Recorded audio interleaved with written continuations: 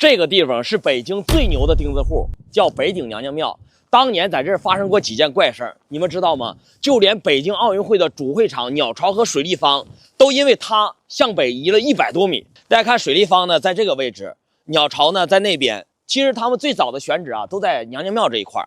早在2004年8月份的时候，鸟巢和水立方选址的周围所有的建筑啊都要拆除，也包括这顶娘娘庙。结果工程队准备对娘娘庙实施拆除的时候，刚刚拆下了一扇大门，离奇的事情就发生了。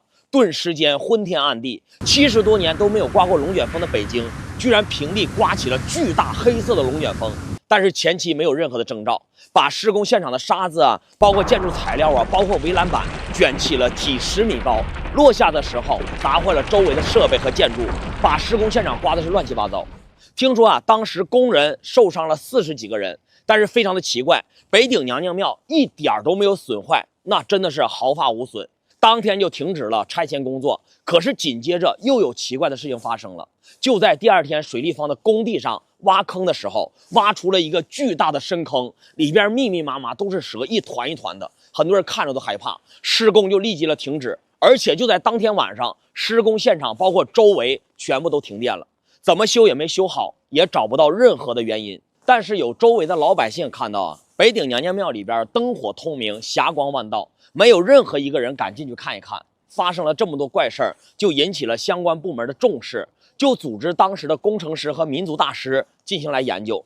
最后建议说北顶娘娘庙的门前，在这门前底下埋着一个明朝的大鼎，说这是北京城重要的一个镇物之一，因为有镇物，这座庙不能再动了。最终导致水立方和鸟巢向北平移了100多米，保留了这座600多年的北顶娘娘庙，同时呢进行了维护和修缮，并纳入了奥林匹克公园的一部分。从这之后啊，施工也非常的顺利，一直到现在，这座庙都没人敢动。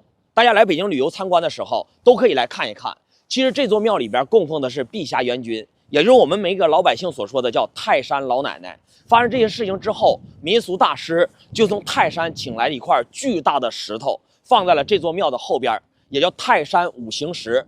就连摆放的位置和当时相关的距离都由大师所要求的。看这个牌上写上一句话：古有泰山石敢当，今有泰山五行石，铸有缘人时来运转。小梁导游也希望所有的粉丝家人们在2025年能够一帆风顺，越来越好。大家可以共同的打在评论区，一定要送给自己。